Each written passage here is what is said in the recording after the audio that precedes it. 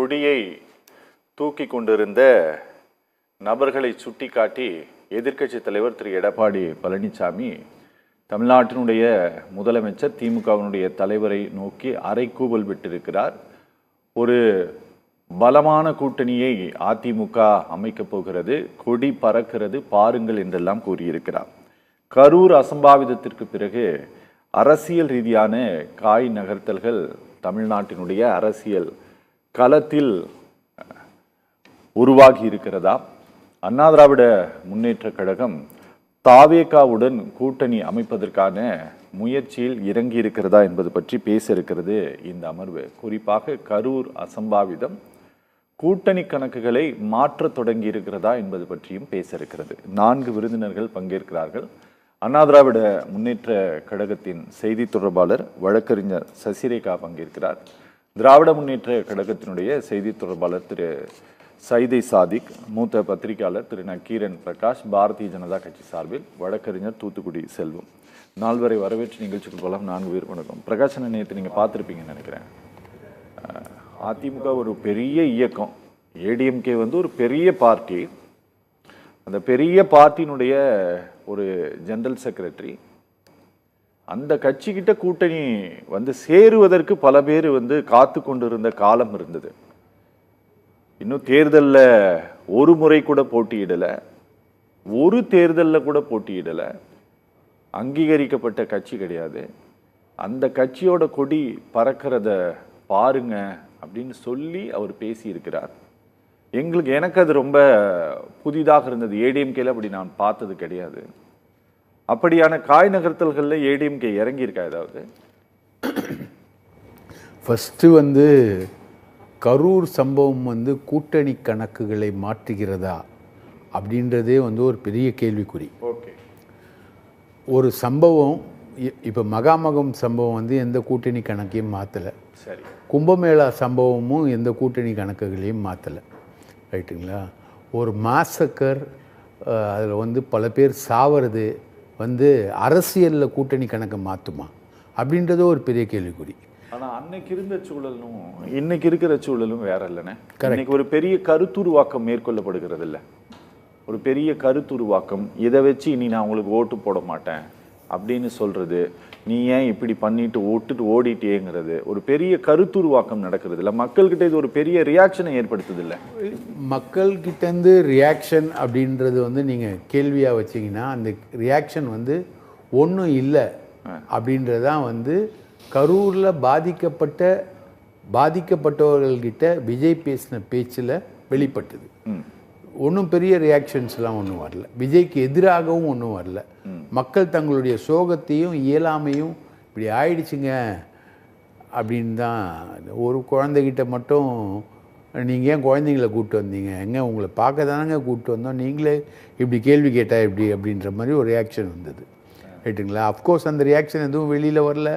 யாரும் வீடியோ பதிவு எடுக்கக்கூடாது அப்படின்னு இவங்க மட்டும் ஒரு டீம் அமைச்சு வீடியோ பதிவு பண்ணாங்க அப்படின்றது தான். ஆனால் கரூர் சம்பவத்தில் பாதிக்கப்பட்டவங்க யாருமே விஜய்க்கு முழுசாக எதிரியாக விஜயால் தான் இது நடந்தது அப்படின்ற ஒரு மனநிலைக்குள்ளே இல்லை. அவங்க யாரும் இல்லை. ரைட்டா? ஆனால் விஜய் பொறுப்பற்றத்தனமாக நடந்து கொண்டது விஜய்க்கு ஓட்டு போட இருந்த மக்கள் மத்தியில், நடுத்தர மக்கள் மத்தியில் விஜயுடைய பொறுப்பற்ற தன்மை சம்பந்தமாக ஒரு கேள்வி எழுந்தது. அந்த கேள்வியை இப்போ அவரே திங்கட்கிழமை போகிறாரு கரூருக்கு. ஒரு 40 வட்ட மேஜைகள் அமைத்து அதில் பாதிக்கப்பட்ட குடும்பங்களெல்லாம் அமர வைத்து அவர் மேடைக்கு அழைக்காமல் அவரே போய் உட்காந்து பேசி அதை ஒரு வீடியோகிராஃப் பண்ணி அதுக்கு அடுத்த அந்த காம்பன்சேஷனை விஜய் மேற்கொள்கிறார். இன்னொன்று, அதிமுகன்றது ஒரு பெரிய கட்சி, அதில் மாற்று கருத்தே கிடையாது. திமுகவுக்கு ஈக்குவலான கட்சி. ஆனால் எடப்பாடி ரொம்ப நாளாக சொல்லிக்கிட்டு இருக்கார், எங்களுடன் ஒரு பெரிய கட்சி கூட்டணிக்கு வரும். பாஜக இருக்கும்போதே, பாஜக எதிர்ப்பு இருக்கும்போதே எடப்பாடி சொன்னார், நான் காங்கிரஸ் வரும், விசிகா வரும் அப்படிலாம் நிறைய ஊடகவியலாளர் புரோக்கர்கள் கூட சொன்னாங்க. ஆனால் அந்த மாதிரி எதுவுமே நடக்கலை. அதே போல் இவர் பெரிய கட்சி வரும், பெரிய கட்சி வரும், எங்களோட வரும், ஆரம்பிச்சிருச்சு பாருங்க அப்படின்றது அவருக்கான ஒரு பாசிட்டிவ் உற்சாகமோ அவர் தொண்டர்களுக்கான ஒரு பாசிட்டிவ் உற்சாகமோ இருக்கலாம். ஏற்கனவே வந்து எடப்பாடி வந்து இந்த மாதிரி அதிமுகவினர் சொல்லும்போது புசி ஆனந்த் வந்து ஒரு அறிக்கை கொடுத்தார். இந்த மாதிரி நாங்கள் எந்த சூழ்நிலையிலையும் அதிமுகவுடன் கூட்டணிக்கு நாங்கள் போக மாட்டோம் அப்படின்னு புசி ஆனந்த் அறிக்கை கொடுத்தார். இப்போ புசி ஆனந்த் எந்த ஊரில் இருக்காருன்னு யாருக்கும் தெரியல, தலைமறைவாக இருக்கார்.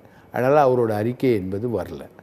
ஸோ இது வந்து ஒரு இமேஜினேஷன். இன்னும் ஒரு பக்கம் இன்னொரு பக்கமும் சொல்லலாம்ல, நீங்கள் நயினார் நாகேந்திரனும் அதை தான் சொல்லிக்கிட்டு இருக்கார். தாவேகா வந்து எங்கள் கூட்டணிக்கு வந்துடுச்சு அப்படின்னு. இவங்க 2 பேரும் கிளைம் பண்ணுறாங்களே தவிர தாவேகா சைட்லேருந்து இது வரைக்கும் அதை அங்கீகரித்து ரெக்கக்னைஸ் பண்ணி ஒரு கிளைமும் வரல. ஓகே. ஸோ இது வந்து வேணால் சொல்லலாம் ஒருதலை காதல், அப்படி வேணால் சொல்லலாம். அந்த மாதிரி ஒரு விதமாக தான் இவங்களுடைய பொலிட்டிக்கல் ஆம்பிஷன்ஸை வந்து இவங்க தீர்த்துக்கிறாங்க. எங்களோட கூட்டணி வந்தால், தாவேகா கூட்டணி வந்தால் நல்லாயிருக்கும், சூப்பராக வரும் அப்படின்ற மாதிரி ஒரு பொலிட்டிக்கல் ஆம்பிஷனை இவங்க தீர்த்துக்கிறாங்களே தவிர தாவேகா சைட்லேருந்து அதுக்கு ரெப்ளிகேஷன் வரணும்ல. ஐ லவ் யூன்னு சொன்னால் எதிர் சைட்லேருந்து ரிப்ளை வரணும்ல, வரலையே, சுத்தமாக வரலையே. அது பாட்டுன்னு போயிட்டு தானே இருக்குது. ஸோ அந்த மாதிரி ஒரு விஷயம் என்பது தமிழக அரசியலில் இன்னும் குதிரவில்லை, அதற்கான காலகட்டங்கள் வரவில்லை. கரூர் சம்பவம் வந்து கூட்டணி மாற்றத்தை உருவாக்கும். ஒரு விஜய்க்கு வந்து ஒரு பெரிய சான்ஸ் இருக்குது, பெரிய சான்ஸ் வந்துருச்சு அப்படின்னு ஒரு ஊடகவியலாளர் அவருடைய நெரேட்டிவில் சொன்னார். அதுதான் அது. அந்த மாதிரி சான்ஸ் எதுவுமே என்னுடைய ஐசைட்டில் பார்க்கும்போது எதுவுமே இல்லை. ஓகே. தாவேக்காவாக தான் இருக்குது. ஓகே. அது இன்னும் மாறலை, ரைட்டுங்களா? ஒருவேளை நாளைக்கு கோர்ட்டில் சிபிஐ என்கொயரின்னு ஒன்று ஆர்டர் பண்ணால், சிபிஐ என்கொயரியை வந்து அவங்க எடுத்துகிட்டு போனால் அதை வச்சு பாஜக ஏதாவது மிரட்டினா அப்படின்றது வந்து நாளைக்கு தான். நாளைக்கு அதுக்கப்புறம் சிஜிஐ பெஞ்சில் தான் அது இருக்குது. அதுக்கப்புறம் நோட்டீஸ் தான் விட போகிறாரு. அதுக்கப்புறம் தான் இவங்க விளக்கெல்லாம் கொடுக்குறாங்க. கபில் சிபில்லாம் போகிறாரு, அவங்கெல்லாம் விளக்கெல்லாம் கொடுப்பாங்க. ஸ்டேட் கவர்மெண்ட்டோட விளக்கெல்லாம் இருக்குது. 15 நாளைக்குள்ளே நீங்கள் வந்து இருந்தால் தான் சிபிஐ விசாரணைக்கு போக முடியும். 15 நாளைக்குள்ளே ஸ்டேட் கவர்மெண்ட் மெஷர் எடுத்துச்சுன்னா நீங்கள் சிபிஐ என்கொயரிக்கு போக முடியாதுன்னு சுப்ரீம் கோர்ட் ஆர்டரே இருக்குது. ஆல்ரெடி ஒரு ஆர்டர் இருக்குது ஹரியானாவில். ஓகே. அதனால் சிபிஐ என்கொயரின்றது குதிரை கொம்பு தான்னு வச்சுக்கோங்களேன். அப்போது சுப்ரீம் கோர்ட் டெலிபரேஷன்ஸை பொறுத்து தான் நீங்கள் அதுக்கு அடுத்த கட்டத்தில் இவங்க வந்து மத்திய அரசின் பிடிக்குள்ளே ஒரு வேளை போனால் அதுக்கேற்ற மாதிரி அலையன்ஸ் ஸ்ட்ரக்சரை மாற்றலாமா. இன்னொன்று சொன்னாங்க, அண்ணாமலை ஒரு தனி கட்சி ஆரம்பிக்க போகிறாரு, அவர் ஓபிஎஸ் தினகரனோட சேர்ந்து விஜயோட சேர போகிறாரு அப்படின்ற ஒரு தியரியும் இப்போ ஓடிக்கிட்டு இருக்கு, ரைட்டுங்களா? இதெல்லாமே கற்பனைகள், கேள்விகள். இதுக்கெல்லாம் பதில் வந்து இல்லை. பதில் தர வேண்டிய இடத்துல இருக்கிறது தாவேகா. தாவேகா எந்த பதிலும் சொல்லலை. ஓகே. சசி, நேற்று இந்த கரூர் சம்பவத்திற்கு பிறகுதான் சரியா அதிமுகவோட கூட்டங்களில் இந்த தாவேகாவினுடைய கொடியை நாங்கள் பார்க்குறோம், சரியா? அதுக்கு முன்னால் எப்போவுமே ஒரு 100 நாளைக்கு மேலே ஒரு பிரச்சாரம் பண்ணிட்டு வர்றாரு, எந்த இடத்துலையுமே பார்க்கல. இது தன்னெழுச்சியாக வர தொடங்கி இருக்கிறாங்களா? இதை பார்த்து அதிமுகவிற்கு ஒரு நம்பிக்கை வர தொடங்கி இருக்கா? ஏதோ ஒரு வகையில் அந்த வாக்குகளை நம்ம கெயின் பண்ணிடலாம் அப்படின்ட்டு, இல்லை ஒரு கூட்டணி அமைச்சிடலான்ட்டு? இல்லை, ஏதோ ஒரு வகையில் அப்படின்லாம் இல்லை. அதிமுகவுக்கு இதை பார்த்து தான் நம்பிக்கை வருகிறதான்லாம் கிடையாது. 26ல் வந்து நிச்சயமாக இன்னைக்கு திமுக செய்கின்ற அவர்களுடைய தவறுகள், அவர்கள் கொடுத்த அந்த ஃபால்ஸ் ப்ராமிசஸ், பொய் வாக்குறுதிகள் எதையுமே நிறைவேற்றாதது, இன்னைக்கு இருக்க சட்டம் ஒழுங்கு, பெண்கள் பாதுகாப்பு, கஞ்சா புழக்கம், கள்ளச்சாராய மரணங்கள், கள்ளச்சாராய புழக்கம், திமுக எம்எல்ஏக்களே இதை செய்து கொண்டிருப்பது போன்ற விஷயங்களே எங்களுக்கு வெற்றிக்கு வழிவகுக்கும். அதில் எங்களுக்கு வந்து செகண்ட் தாட் கிடையாது. தேர்தல்னு வரும்போது கூட்டணியோடு களமிறங்குவதுன்றது இயல்பு, கட்சிகளுக்கான இயல்பு. அது எப்போதுமே வந்து கூட்டணி அமைந்தால் எல்லாருமே கூட்டணி கதவுகள் திறந்திருக்கின்றன. ஒத்த கருத்துடையவர்கள், அதுவும் ஆளுங்கட்சி இருக்கும்போது அதனுடைய எதிர்ப்பு மனநிலை இருக்கக்கூடியவர்கள், இந்த ஆட்சியை விரட்ட வேண்டும் என்று நினைப்பவர்கள் அது கூட்டணி சேர்வது என்பது இயல்பு. நீங்கள் சொன்னீங்க நேற்று தான் வந்தாங்க, நாங்கள் எங்கேயும் பார்க்கல அப்படின்னு. அதுக்கு முன்னாடி ஒரு 2 நாள் முன்னாடி தருமபுரி கூட்டத்துக்கு போயிருந்தாரு. அங்கேயே வந்து இந்த கொடிகள் தாவேகாவினர் தன்னெழுச்சியாக அவர்களே வந்திருந்தார்கள். இந்த மாதிரி ஒரு இயற்கையான நேச்சுரல் அலையன்ஸ், அதாவது மனம் ஒத்து இந்த ஆட்சியை அகற்ற வேண்டும், இவர்களால் நாங்கள் ஏதோ ஒரு வகையில் வந்து பாதிக்கப்பட்டு விட்டோம் அப்படின்னு நாங்க போய் கூப்பிடல. அன்னைக்கு அவர் வந்து ஆதரவா பெருசா பேசல, ஆளுங்கட்சியும் எதிர்க்கல. எங்க பொதுச் செயலாளர் கரூர்ல போயிட்டு இது அவர்களோட மிஸ்டேக் தான், போலீஸ் அந்த கோட்டை விட்டுட்டாங்கன்றது, பிளஸ் அவர் என்ன மனநிலையில் இருக்கிறாருன்னு தெரியல, நம்ம யாரையும் குறை சொல்ல முடியாது, இதுக்கப்புறம் இந்த மாதிரி நடக்கக்கூடாது அப்படின்றது மக்களுக்காக தான் அவர் வந்து ஒரு பொறுப்புள்ள எதிர்க்கட்சி தலைவராக பேசிட்டு வந்தார்.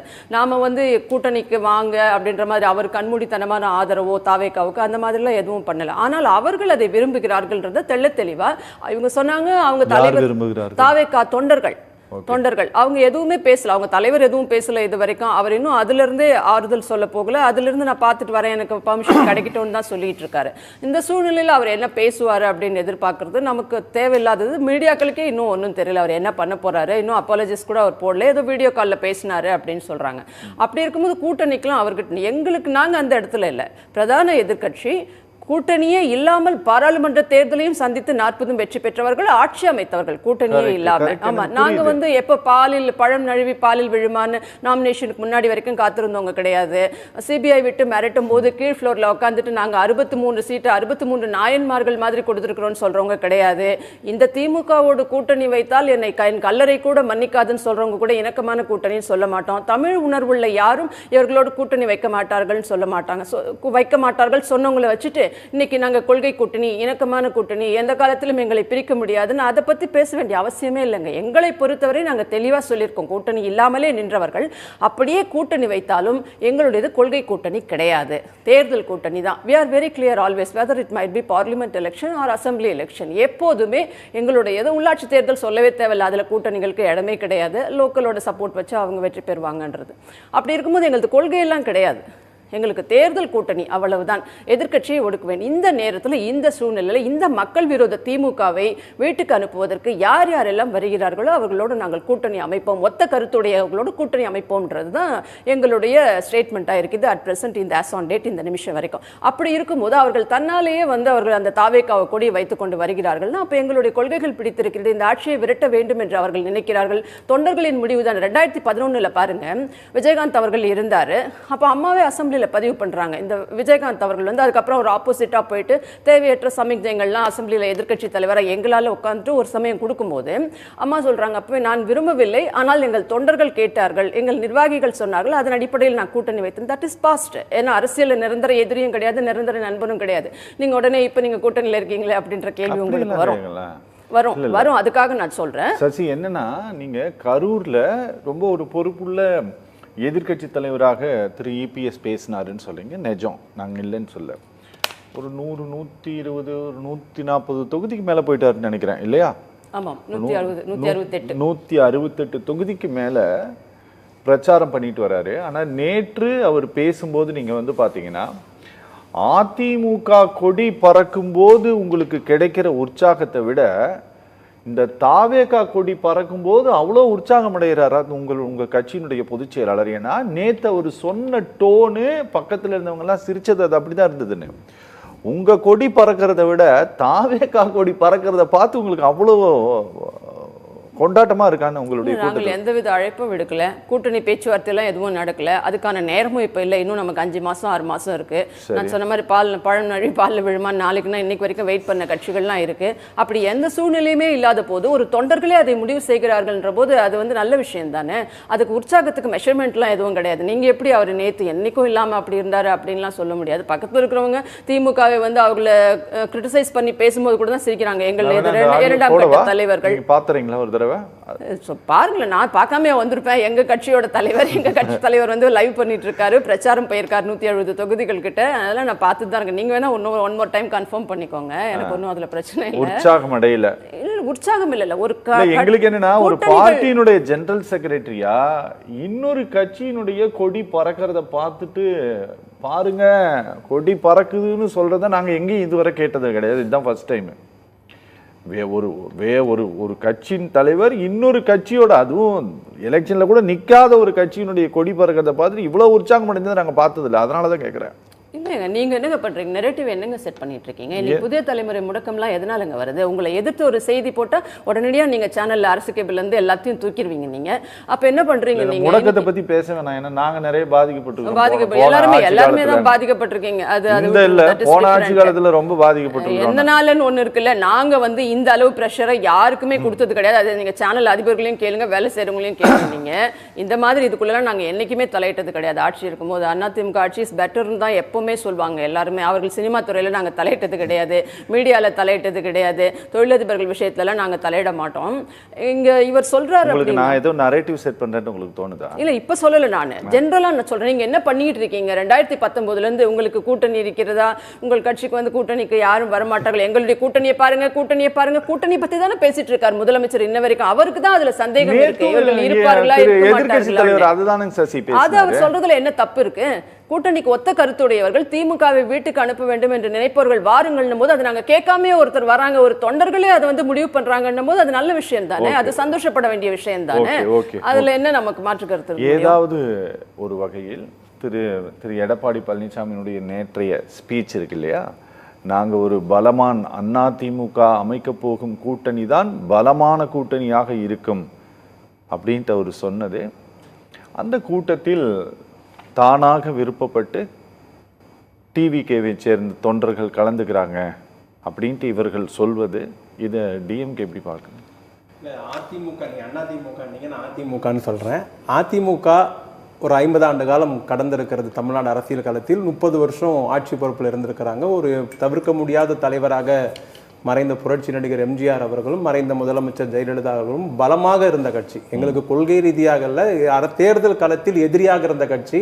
மாறி மாறி ஆட்சி அமைத்திருக்கிறோம், மாறி மாறி தோற்கடித்திருக்கிறோம், எங்களை தோற்கடித்திருக்கிறோம், நாங்கள் தோற்கடித்திருக்கிறோம். ஆனால் அந்த அதிமுகவுக்கு திரு எடப்பாடி பழனிசாமி அவர்கள் பொதுச் செயலாளர் பொறுப்பேற்ற பிறகு அதிமுக இந்த அளவுக்கு பரிதாபகரமான சூழ்நிலைக்கு தள்ளப்படும் என்பதை நேற்றைய வீடியோ காட்சியில் நாம் பார்த்தோம். யாரோ ஒரு தொண்டர் வந்து கொடி, யாரோ ஒரு தொண்டர் கொடி அசைஞ்ச உடனே பார்த்தீர்களா, வந்துவிட்டது பார்த்தீர்களா அப்படின்ற போது பரிதாபம் சொல்லாத என்ன சொல்றது? இத பரிதாபம் சொல்லாத என்ன சொல்றது? அதை விட உச்சக்கட்ட கொடுமை தெரியுமா? இவ்வளவு பெரிய கட்சிக்கு ஒரு அறிவார்ந்த மாநிலத்துக்கு முதலமைச்சராக இருந்தவர், இந்தியாவின் வளர்ந்த மாநிலத்தின் ஒரு எதிர்கட்சி தலைவராக இருக்கக்கூடியவர் ஒரு கொடி கம்பத்தை பார்த்து விட்டு தன்னுடைய அரசியல் ஸ்ட்ரென்த்தையே மாத்துறாருன்னா இதை என்னன்னு சொல்றது? அதை விட உச்சக்கட்ட கொடுமை தெரியுமா? இன்று ஒரு தனியார் ஊடக தொலைக்காட்சி வெளியிட்டு இருக்கிறது, அந்த கொடியை ஆட்டினதே அதிமுக தொண்டன் தான் அப்படின்ட்டு. எங்க அசிங்கமா இல்லையா? ஒரு கொடியை வச்சுங்க. எனக்கு தெரிந்து அரசியல் தலைவர்களோடு தருமபுரியில எல்லாம் தானா தான் போர்டு வச்சிருந்தாங்க. அரசியல் தலைவர்களோடு கூட்டணி வச்சதை பேசியிருக்கோம், கூட்டணி வைக்கிறத பத்தி பேசுறத பார்த்திருக்கிறோம். ஆனால் தொண்டனை வச்சே கூட்டணி முடிவு பண்ற தலைவரா, நீ பரிதாபத்துக்குரிய தலைவரா எடப்பாடி பழனிசாமி. நான் சொல்லிடுறேன், முடிச்சிடுறேன். இன்னொன்னு சகோதரி சொன்னாங்க, தேர்தல் களத்தில் பழனொலி பால்ல விடாதா, மேல பேச்சுவார்த்தை கீழே ரைடு, இதெல்லாம் நாங்க கட்சியெல்லாம் கிடையாது அப்படின்னாங்க. பாவம், அவங்க ஒன்ன மறந்துட்டாங்க. 7 கார் மாறி போய் யாரும் கூட்டணி பேசல. யாரும் கட்சி வச்சு மூஞ்ச மூடிக்கிட்டு வீட்டை விட்டு தனியார் கார்ல தெரியாத கார்ல வந்து இறங்கி கூட்டணி பேசல. 2021 சட்டமன்ற தேர்தலில் பாஜகவோட அதிமுக கூட்டணி வைத்தது. 2024 நாடாளுமன்ற தேர்தலில் பாஜக அதிமுக கூட்டணி வைக்கவில்லை. இடைப்பட்ட காலத்தில் திரு அண்ணாமலை அவர்கள் தமிழ்நாட்டு பாரதிய ஜனதா தலைவராக இருந்த பொழுது எந்த அளவிற்கு பேரறிஞர் அண்ணாவை, மறைந்த முதலமைச்சர் எம்ஜிஆரை, ஜெயலலிதாவை எந்த அளவுக்கு இழிவுபடுத்தி பேச முடியுமோ அந்த அளவுக்கு பாஜக பேசியது, அண்ணாமலை பேசினார். மதுரை மாநாட்டில் அதிமுகவின் 2ஆம் கட்ட தலைவர்களை வைத்துக் கொண்டு எந்த கட்சி நீங்கள் மூச்சிக்கு அதிமுக சொன்னீங்களோ அந்த அண்ணாவை மதுரை மாநாட்டில் கேவலப்படுத்திய போது, அவமானப்படுத்திய போது அதிமுகவின் 2ஆம் கட்ட தலைவர்கள் கூட்டணிக்காக, அதிகார பசிக்காக, பதவி வெறிக்காக அமைதியாக இருந்து மாநாட்டில் வேடிக்கை பார்த்ததும் பார்த்தோம். இவங்க வந்து எங்களை சொல்லக்கூடாது கூட்டணி, இவங்க வந்து தாழ்ந்து போற இது பண்ணுவோம். நாங்க கேட்பது, ஐயா நீங்க ஒரு கொடியை வச்சுட்டு கேவலம் என்ன தெரியுங்களாங்க? 41 பேர் செத்து போன பிணத்தை வைத்து அரசியல் கூட்டணிக்கு எடப்பாடியும் பாஜக அலைந்து கொண்டிருக்கிறார்கள். ஒரு பக்குவம் இல்லாத தலைவராக விஜய் உருவெடுத்தார். அவருக்கு அந்த சம்பவத்தை கையாள தெரியல, மிரண்டு போயிட்டார், இல்ல பயந்துட்டார். எப்படி அதிமுகவிலிருந்து 4ஆக பிரித்து, ஒரு பக்கம் ஓபிஎஸ்சி பிரித்தார்கள், ஒரு பக்கம் சசிகலாவை பிரித்தார்கள், ஒரு பக்கம் தினகரனை பிரித்தார்கள், ஒரு பக்கம் இன்னைக்கு செங்கோட்டனை பிரித்து நீ வரவில்லை என்று சொன்னால் இலையை முடக்குவோம், கட்சியை முடக்கும் த்ரெட்டன் பண்ணி எப்படி அதிமுக பிஜேபி கூட்டணியில் சேர்த்தாங்களோ அதே போல த்ரெட்டன் பண்ணி விஜயை ஒரு சூழ்நிலை கைதியாக உருவாக்கி நீ வரலன்னா சிபிஐ கொடுப்போம் உங்களை இன்னைக்கு விஜய் ஒரு கூண்டு கிளியாக மாறி மிரட்டப்படுகிற சூழ்நிலைக்கு இன்னைக்கு பாஜக அதிமுக கூட்டணிக்கு வந்தால்தான் கரூர் சம்பவத்திலிருந்து உங்களை காப்பாற்றுவோன்ற அளவுக்கு ஒரு சூழ்நிலை போய் கொண்டிருப்பதாக ஊடகங்களும் அச்சு பத்திரிகை செய்தி வெளியிட்டுக் கொண்டிருக்கிறது. நான் உங்க அதிகார பசிக்கும் உங்களுடைய தேவைக்கும் நீங்க அரசியல் செய்வதற்கும் இவங்க சொன்னாங்க இவங்க வந்து 26 நாங்க ஆட்சிக்கு வந்துருவோம் மக்கள் அமோக ஆதரவு 2019 என்னைக்கு திமுக தலைவராக தமிழ்நாட்டு முதலமைச்சர் அண்ணன் தளபதி மு.க. ஸ்டாலின் பொறுப்பேற்றாரோ அன்று முதல் இந்த 2024 தேர்தல் வரையில் தான் சந்தித்த எல்லா தேர்தலில் வென்று காட்டியவர் தமிழ்நாட்டு முதலமைச்சர். என்னைக்கு அதிமுகவின் பொதுச் செயலாளர் எடப்பாடி பழனிசாமி பொறுப்பேற்றாரோ அன்று முதல் இன்று வரை 10 தோல்வி பழனிசாமி என்று பெயர் பெற்றிருக்கிறார் எடப்பாடி பழனிசாமி. உடனே ஒரு டயலாக் விடுறாங்க, அதிமுக பிரிந்து இருப்பதால் இவர்கள் வெற்றி பெறுகிறார்கள், ஒன்றாக இருந்தால் அதிமுக வீழ்த்தவே முடியாது. 21 ஒன்னாதானே இருந்தீங்க, 2007 ஜெயலலிதாவே தோக்கடிச்சோமே, 2096 ஜெயலலிதாவே தோக்கடிச்சிருக்கோமே, 21 எல்லாரும் ஒன்னாதான் இருந்து உங்களை தோக்கடிச்சோமே, இதே பிஜேபி கூட இருந்த போதும் தோக்கடிச்சோமே. உங்களுக்கு இப்போ கட்சி பெருங்காயம் போல் அதிமுக கரைந்து கொண்டிருக்கிறது. அதிமுக முன்னணி தலைவர்களுக்கே அடுத்த அதிமுக இந்த 60 எம்எல்ஏ கோட்டைக்கு போவாங்க நம்பிக்கை இல்லை. அதிமுக காப்பாற்ற முடியுமா? தொண்டனுடைய செல்வாக்கு எடப்பாடி பழனிசாமி இழந்திருக்கிறார். ஏதோ ஒரு பிம்பத்தை வைத்து எந்த கட்சி தலைவருங்க மத்திய ஆட்சியில் இருந்தீங்க, தமிழ்நாட்டு உரிமை எல்லாம் கொண்டு போய் டெல்லியில் அடமான வச்சீங்க. இன்னைக்கு ஆட்சியில் இல்லாத போது கொடுமை தெரியுமா? அதிமுகவை எடப்பாடி ஆட்டையை போட்டாரு, இன்னைக்கு எடப்பாடி அமித்ஷா ஆட்டையை போட்டாரு.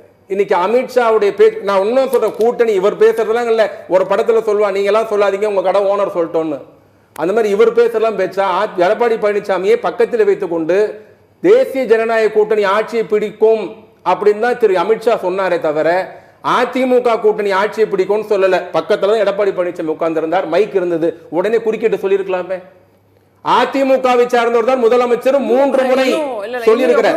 அவங்க மேடை மாதிரி நீங்க பேச நீங்க சொன்னதெல்லாம் கேட்டு அமைதியா உட்கார்ந்து இருந்தோம்ல, மேடை மாதிரி பேசிட்டு இருக்கீங்க. நீங்க பேசுறதெல்லாம் அமைதியா இருந்தோமே, இது கேட்டுதான் ஆகும். வேற வழி இல்ல, நீங்க பேசுறதாங்க கேட்டோம்ல, என்னோட நேரம் கொடுங்க எனக்கு. இல்ல நீங்க பேசுறதாங்க கேட்டோமே, வேற வழி இல்ல. சொல்றேன் திமுக அன்னைக்கு அமைதியா இருந்தாரு. அதிமுகவை சேர்ந்தவர் நான் சொல்லல, இது அமித்ஷா ஒரு நிமிஷம் இருங்க. அமித்ஷா சொன்னது 520 வடைகளை சுட்டாரு வாக்குறுதின்ற பேர்ல, இவர் இப்ப வடையா சுட்டுட்டு இருக்காரு. ஏதோ திமுக மேடை ராயபுரம்ல மீட்டிங் போட்ட மாதிரி கூட்டணி வெச்ச உடனே வடை ஞாபகம் வந்துச்சு உங்களுக்கு. இல்ல மோடி கூட கூட்டணி வெச்சு வடை ஞாபகம் வந்துச்சு. 7 கார் மாறி போறாரு, 8 கார் மாறி போறாரு, இல்ல நடந்து போறாரு. உங்களுக்கு என்னங்க பிரச்சனை? உங்களுக்கு என்ன பிரச்சனை? உங்களுக்கு என்ன பிரச்சனை? 4 வருஷமா நிதி ஆயோக் போக வக்கில்ல இவங்க 1000 கோடி ரெய்டு என்ன உடனே டாஸ்மாக்ல உதயநிதி நண்பர்கள் மாட்டின லண்டன் ஒருவர் தப்பித்து ஓடினார். ஒரு நிமிஷம் ஒரே சாமியோட சம்பந்தி ஒரே கட்சி சந்திச்சு கால்ல விழுந்தது யாரு? ரெய்டு நடந்த உடனே பிரதமர்ட்ட காலில் விழாத குறைய 4 வருஷம் கழிச்சு போகாம அக்கறை நிதி ஆயோக் மேல உங்களுக்கு இப்ப என்ன வந்து பாருங்க 63 சீட் கொடுத்ததுக்கு தமிழர்கள் ஒரே ஒரு நிமிஷம் நீங்க என்ன ஒரே இருக்கிறீர்கள் சொன்னபோது ஒரு அடிமைக்கு எப்படி உத்தரவிட முடியும் சொன்னது அடிமை யாரும் தமிழ்நாட்டு மக்களுக்கே தெரியும். கொத்தடிமைகள் நீங்கள். அடிமை யாரும் தமிழ்நாட்டு மக்களுக்கே தெரியும். சொந்த கட்சி அடமான வச்சிருக்கிறது யாரும் தெரியும். சம்பந்திக்காக அதிமுக விட்டு கொடுத்தது யாரும் தெரியும். இது நியாயமா? என்னோட நீங்க பேசுறது நியாயமா? ஒரு நிமிஷம்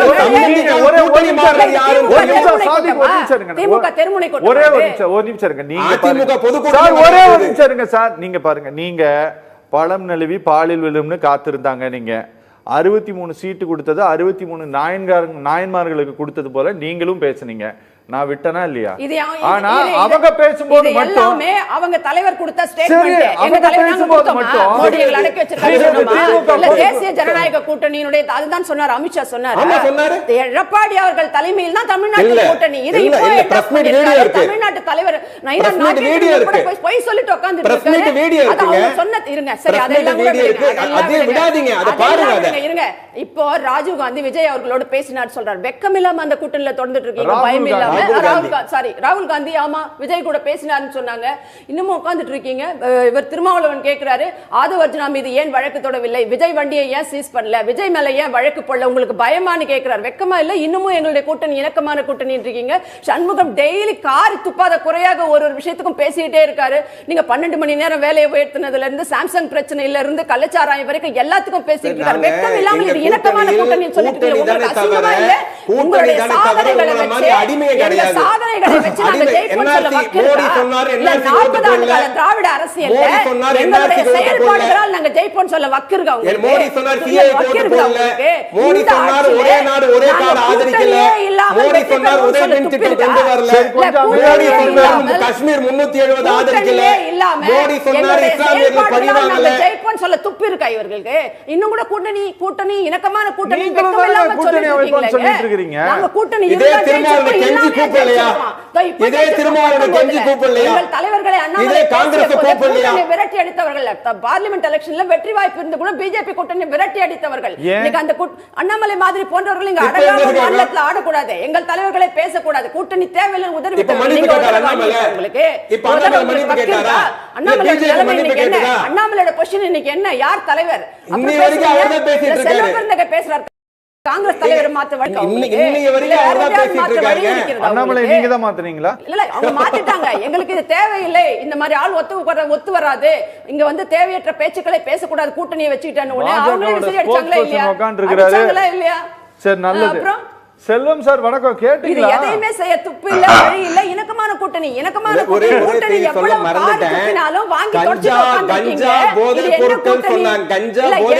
வாக்குறுதிகளை நாங்க நிறைவேற்றியிருக்கிறோம்.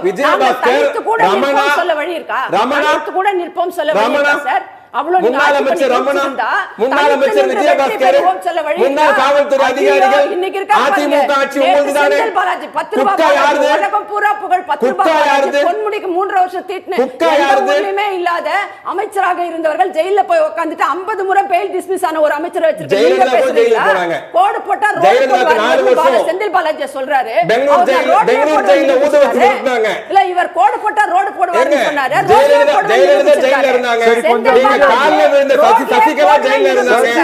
நீங்க ஆர்கே நகர்ல பிரச்சாரம் பண்ண தினகரன் ஜெயிலுக்கு போனாரு. உங்க லட்சணத்தை பற்றி பேசுவது. ஆமா, ஜெயலலிதா ஜெயிலுக்கு போலையா? 8 அமைச்சர்கள் சசிகலா ஜெயிலுக்கு போலையா? இல்ல 8 அதிமுக அமைச்சர்களை ஏன் சார் வச்சிருக்கீங்க? 18க்கும் மேற்பட்டவர்கள் 33 அமைச்சர் அதிமுக இருந்து வந்தவங்க தான. கழட்டி விடுங்களே. நீங்க இத போய் எம்ஜிஆர் திமுக ல போனவங்க. எம்ஜிஆர் திமுக ல போனவர். அப்ப எம்ஜிஆர் கழட்டி விட்டுறீங்களா? இவர் செந்தில் பாலாஜி வச்சு ஜெயலலிதா திமுக ஓட்டு கேட்டவங்க தான். சசி ப்ளீஸ் நீங்க ஒரு விஷயம் புரிஞ்சுக்கங்க.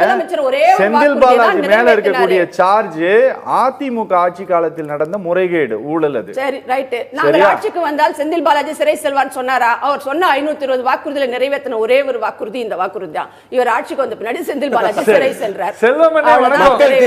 ஒரே ஒரு செல்வமனே வணக்கம்.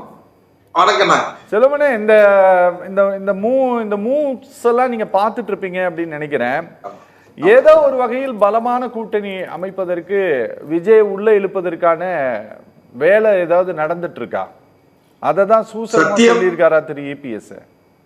சத்தியம் தொலைக்காட்சி நிறுவனத்திற்கு நெறியாளர் அண்ணன் அரவிந்தாக்ஷன் அவர்களுக்கு, அதே போலவே தொழில்நுட்ப கலைஞர்களுக்கு, சக பங்கேற்பாளர்களுக்கு என்னோட மாலை வணக்கம். கொஞ்சம் எக்கோ சொல்லிருங்க பிளீஸ். அதாவது இப்போ தலைப்பு வந்து என்னன்னா, கரூர் துயரம் கூட்டணி கணக்குகளை மாற்றுகிறதா? அதுதான் நான் என்ன கேட்டீங்கன்னா, எந்த கட்சியுமே கூட்டணியும் முழுமை அடையல. அது திமுக அல்ல அதிமுக, எந்த கட்சி கூட்டணியுமே இன்னும் முழுமை அடையலைங்கிறது என்னோட கருத்து. ஏன்னு கேட்டா, அரசியல் என்பதே ஒரு சந்தர்ப்பங்களின் விளையாட்டு தான், சதுரங்க விளையாட்டு தான். ஆனால இப்போ என்ன நடக்கும்? நாளை இன்னும் ஒரு 100 நாட்கள் கொஞ்சம் எக்கோ ரொம்ப அதிகமா இருக்குண்ணா பிளீஸ். அதாவது இன்னும் 100 நாட்கள் வரை நாம காத்திருக்கத்தான் செய்யணும். அண்ணன் பிரகாஷ் அவர் சொன்ன மாதிரி இப்போ அந்த கட்சி இந்த கட்சியோடு கூட்டணி சேர்ந்து விட்டது, இல்ல இந்த கட்சி அந்த கட்சியோடு கூட்டணி சேர்ந்து விட்டது என்று நாம் முழுமையாக ஒரு முடிவுக்கு வர முடியாது. ஏன்னு கேட்டா, தமிழக வெற்றி கழகம் வந்து அவர்களே முதலமைச்சர் வேட்பாளர் என்று சொல்லிக் கொண்டிருக்கிறார்கள். திரு விஜய் அவர்கள் அரசியலுக்கு புதுசுங்கிறதுனால கரூர் சம்பவத்தில் அவருக்கு அரசியலை அந்த நெருக்கடியை எப்படி கையாள்வது என்று தெரியல. ஏன்னா அவங்களுடைய கட்சிக்காரங்களுக்கு அரசியல்ல பக்குவம் இல்லை அல்லது அனுபவம் இல்லை. அதனுடைய விளைவு என்னன்னு கேட்டா விஜயனுடைய வேகமான எழுச்சி இன்றைக்கு கொஞ்சம் குறைஞ்சிருக்கு. அதுக்கு பிறகு இன்னொரு திங்கட்கிழமை அவர் போறாரு சொல்றாங்க. அவர் அறிவித்த அந்த நிதிகளை எல்லாம் நிதி உதவி செய்ய இருப்பதாக சொல்றார்கள். அது பின்னால அதே நேரத்துல திமுக கூட்டணியில இருந்து காங்கிரஸ் கட்சி உறுதியாக இருக்குமா என்பதற்கு உத்தரவாதம் இல்லை. ஏன்னு கேட்டா இன்னைக்கு கூட திரு துணை முதலமைச்சர் மாண்புமிகு துணை முதலமைச்சர் உதயநிதி ஸ்டாலின் அவர்கள் கை நம்மோடு தான் இருக்கிறது என்று ஒரு நிகழ்ச்சியில திண்டுக்கல் நினைக்கிறேன் அதுல பேசுறாங்க. அதனால இப்படி எல்லாம் அந்த கட்சி அவரோட இருப்பார், இந்த கட்சி இவரோடு இருப்பார் என்பது என்னை பொறுத்தவரையில நான் அதை நம்பல. 4 முனை போட்டி தவிர்க்க முடியாது. அதிமுக, திமுக, தமிழக வெற்றி கழகம், இன்னும் சொல்ல போனீங்கன்னா நாம் தமிழர் கட்சி. ஏன்னா அவங்க இருக்கிற 8.5% 9% வாக்குகளை நாம் குறைத்து மதிப்பிடுவதற்கு இல்லை. அதனால யார் யாரோட சேர்வாங்க எப்படி அமையுங்கிறதுலாம் நாம இன்னும் ஒண்ணு கணக்கெல்லாம் போட முடியாது. அதே நேரத்துல தம்பி திராவிட முன்னேற்ற கழகத்தோட செய்தி தொடர்பாளர் சொன்னாங்க, அதாவது விஜயோட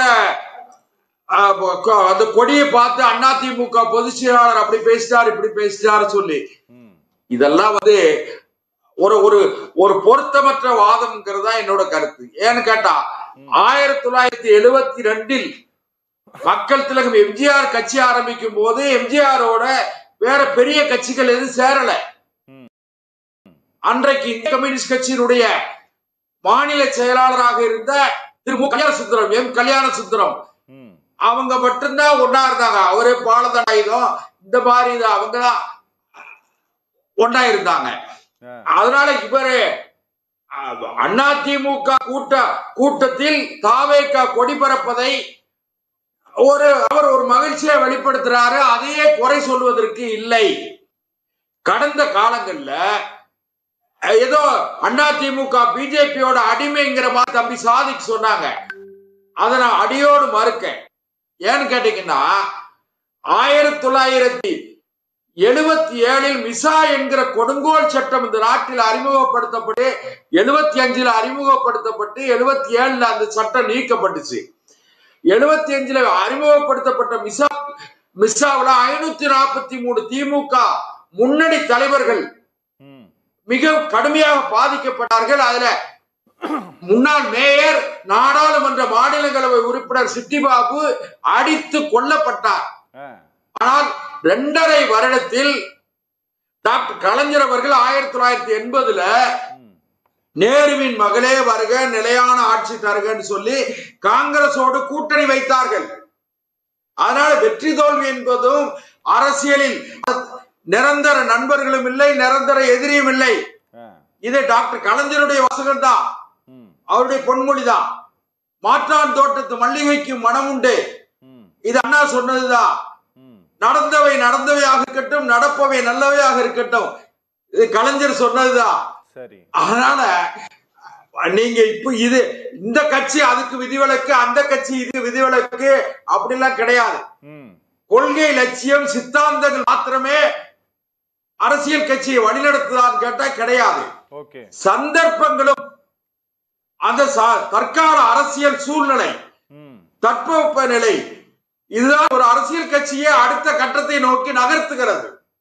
அதனால நீங்க தேர்தல் கூட்டணி அமைந்து விட்டதாகவோ, அந்த கட்சி இந்த கட்சியோட கூட்டணி முழுமையாகிவிட்டது அல்லது திமுக கூட்டணியில் எல்லா கட்சிகளும் அப்படியே இருப்பார்கள் நினைக்காதீங்க. நேற்றைக்கு கூட முன்னாள் நாடாளுமன்ற உறுப்பினர், தமிழ்நாடு காங்கிரஸ் கமிட்டியோட முன்னாள் தலைவர் திரு KS அழகிரி கூட சொல்லியிருக்காங்க, எங்களுக்கு அதிகமான இடமும் வேணும், அதிகாரத்துல பங்கு வேணும்னு சொல்லி கேட்டிருக்காங்க.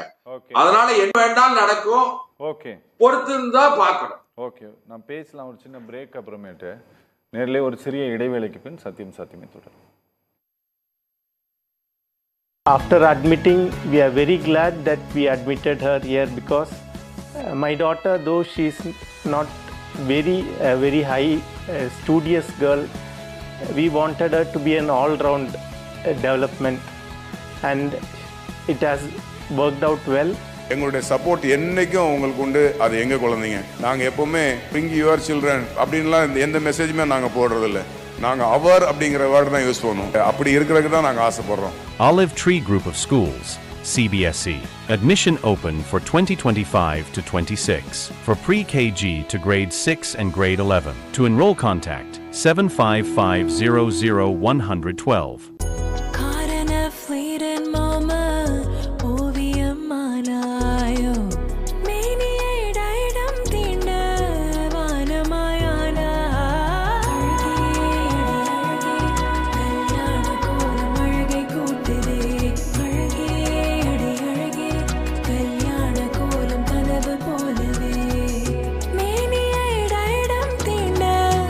Diadem, G.N. Chetty Road, T Nagar and Nongambakam. After admitting, we are very glad that we admitted her here because my daughter, though she is not very high studious girl, we wanted her to be an all-round development, and it has worked out well. எங்களுடைய support என்னைக்கும் உங்களுக்கு உண்டு. அது எங்க குழந்தைங்க. நாங்க எப்பவுமே bring your children அப்படின்லாம் எந்த மெசேஜுமே நாங்க போடுறதில்ல. நாங்க அவர் அப்படிங்கிற வேர்ட் தான் யூஸ் பண்ணுவோம். அப்படி இருக்கிறதுக்கு தான் நாங்க ஆசைப்படுறோம். Olive Tree Group of Schools, CBSE. Admission open for 2025 to 26 for pre-KG to grade 6 and grade 11. To enroll, contact 755000112.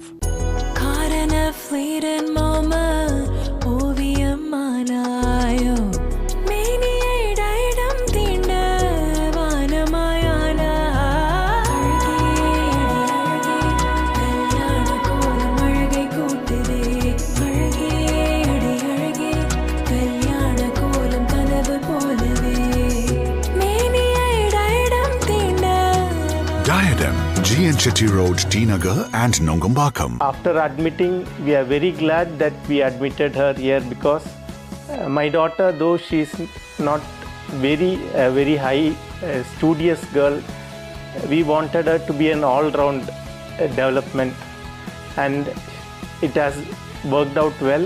எங்களுடைய சப்போர்ட் என்னைக்கும் உங்களுக்கு உண்டு. அது எங்க குழந்தைங்க. நாங்க எப்பவுமே bring your children அப்படின்லாம் எந்த மெசேஜுமே நாங்க போடுறதில்ல. நாங்க அவர் அப்படிங்கிற வேர்ட் தான் யூஸ் பண்ணுவோம். அப்படி இருக்கிறதுக்கு தான் நாங்க ஆசைப்படுறோம். Olive Tree Group of Schools, CBSE. Admission open for 2025 to 26 for pre-KG to grade 6 and grade 11. To enroll, contact 755000112.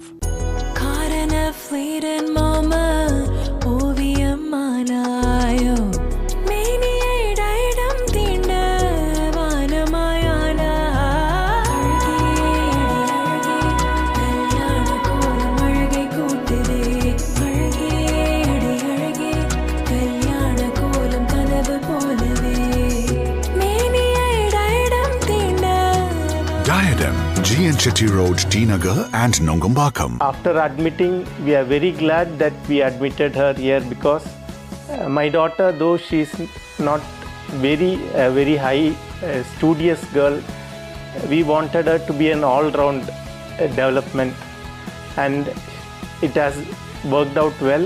எங்களுடைய சப்போர்ட் என்னைக்கும் உங்களுக்கு உண்டு. அது எங்க குழந்தைங்க. நாங்க எப்பவுமே bring your children அப்படின்லாம் எந்த மெசேஜுமே நாங்க போடுறதில்ல. நாங்க அவர் அப்படிங்கிற வேர்ட் தான் யூஸ் பண்ணுவோம். அப்படி இருக்கிறதுக்கு தான் நாங்க ஆசைப்படுறோம். Olive Tree Group of Schools, CBSE. Admission open for 2025 to 26 for pre-KG to grade 6 and grade 11. To enroll, contact 755000112.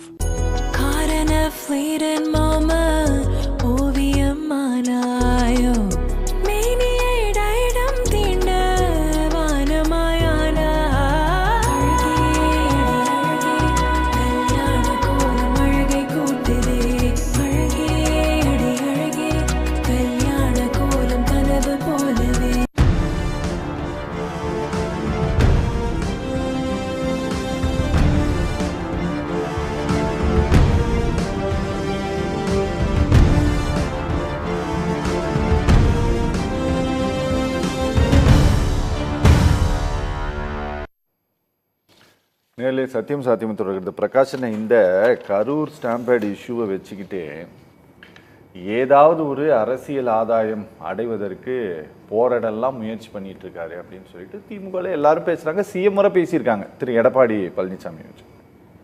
இன்னைக்கு இந்த கொடியை எடுத்துக்கிட்டு வரக்கூடிய இந்த சம்பவங்கள் இருக்குல்ல, இது ஒருவேளை தானாக கூட அவங்க வந்திருக்கலாம். இதை ஏதோ ஒரு வகையில் தங்கள் வசம் இழுத்துக்கொள்வதற்கான முயற்சியில ஏடிஎம்கே இறங்கியிருக்குன்னு நம்ம நினைக்கலாமா? ஏடிஎம்கே விட அந்த சம்பவத்தில் முதல்ல போனது செந்தில் பாலாஜி மட்டும் இல்லை, கரூர் விஜயபாஸ்கர் முதல்ல போறாரு, ஹெல்த் மினிஸ்டர் விஜயபாஸ்கரும் போறாரு, அவரும் போனாரு, 2 பேரும் போறாங்க, எல்லாருமே போனாங்க, 2 பேர் போறாங்க. அதில் வந்து ஏடிஎம்கே வந்து அந்த சம்பவத்தை வச்சு பொலிட்டிக்கல் ஸ்கோர் பண்ணுறதுக்கு பண்ணலை. ஆரம்பத்தில் பண்ணவே இல்லை. நீங்கள் வந்து அதிகமாக பொலிட்டிக்கலாக ஸ்கோர் பண்ண நினைச்சது பிஜேபி. சரி, தாழ்த்தப்பட்டோர் கமிஷனை அனுப்புனது, வைஜெயந்தி ஹேமா மாலினி கமிட்டியை அனுப்புனது. இன்ஃபேக்ட் நரேந்திர மோடியே வரதுக்கு இருந்தார், அவருக்கு பதில் வந்து நிர்மலா சீதாராமன் வந்து அந்த இடத்துல நின்னது. அவங்க வந்து தொடர்ந்து அதை ஸ்கோர் பண்ண ட்ரை பண்ணாங்க. அதாவது அசிஃப் அவங்க தான் வந்து விஜயை பாதுகாக்கிற மாதிரியே நிறைய பண்ணாங்க. அப்புறம் சிபிஐ விசாரணை கோரி வழக்கு தொடர்ந்த மணின்ற வழக்கறிஞர் வந்து பாஜக வழக்கறிஞர், அவரோட வழக்கை அக்செப்ட் பண்ணி தான் தண்டபாணி வந்து சிபிஐ வழக்கு இல்லை, சிபிஐக்கு விசாரணைக்கு அனுப்ப முடியாதுன்னு தீர்ப்பு கொடுத்தாரு. அறிவழகன் பெட்டிஷனே போடல மதுரை கோர்ட்டில். தாவேகாவுடைய வழக்கறிஞர் அறிவழகன் பெட்டிஷனே போடல. ஸோ பிஜேபி இதில் வந்து டாப் ஸ்கோரிங் நாச்சில் தான் அவங்க ட்ரை பண்ணாங்க. ரைட்டுங்களா? எடப்பாடி இப்போ பேசும்போது தான் ஒரு வார்த்தையை ஸ்பில் ஆஃப் த வேர்டு அது. இது பாருங்கள், தொண்டர்களே கூட்டணி அமைச்சிட்டாங்கன்னு. முதல்ல எடப்பாடியோட ரியாக்ஷன் என்னவா இருந்ததுன்னு எனக்கு கிடைச்ச ரிப்போர்ட்ஸ் என்னன்னா, ஆனால் இந்த கொடி ஒருவேளை பாரதிய ஜனதா கட்சியினுடைய கூட்டத்தில் பறந்துருந்ததுன்னு வச்சுக்கோங்களேன், யாராச்சும் எடுத்துகிட்டு வந்திருந்தாங்கன்னு வச்சுக்கோங்களேன், அதை நாம் ஒன்றும் ஒரு பெரிய பேசு பொருளாக்க போகிறது கிடையாது. ஆனால் ஏடிஎம்கே வந்து இந்த ஸ்டேட்டை 30 வருஷம் ரூல் பண்ண பார்ட்டி அது.